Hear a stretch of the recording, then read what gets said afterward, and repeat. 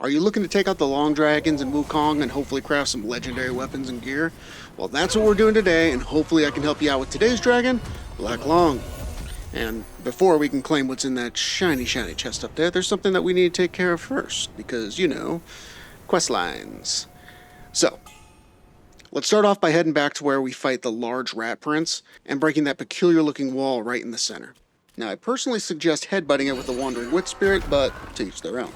Once inside, we can head to the end of the room where you're going to find the Loong Scales in a chest.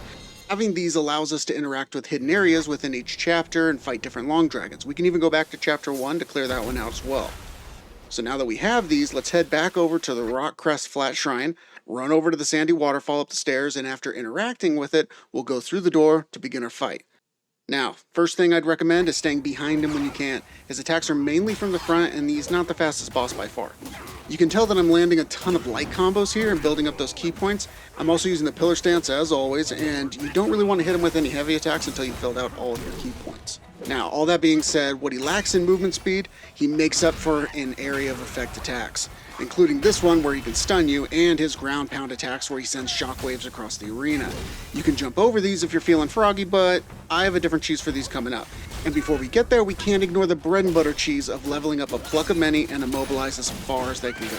This combo does some insane damage and lets your duplicates cast spells as well. I mean, these guys took down half of his health without any effort at all.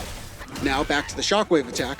All you need to do to counter this one is wait for him to charge up a shockwave, and instead of fighting it, hop on over to your favorite rock or take a breather. Now, I'm not sure if this was an intended mechanic of the game, but hey, it works. And we're not like glitching or anything. You know, once he's done, continue with your light attacks and other tools and bring him down as quick as you can. Remember your transform abilities if you're running low on health, and eventually you'll get him. Also, while we're finishing up the rest of this fight for me, I figured I would mention that if you do like these videos, consider giving it a thumbs up. It really helps me out, and it pleases the almighty algorithm. Anyways, once he's done, you'll see that shiny chest on the hill where you can claim this pendant, which reduces the cooldown on all of your spells, and the Thunderbone, used for crafting the long wreath staff. Personally, I'm not the biggest fan of this staff, but I imagine it could be pretty great if you build around that pillar stance. Alright, that's it for today. I'll be doing more videos on the Loong Dragons. If you did make it this far, thank you. And comment who you're trying to beat down below, and I'll choose one of them and see if we can craft a build around it. Thanks, guys.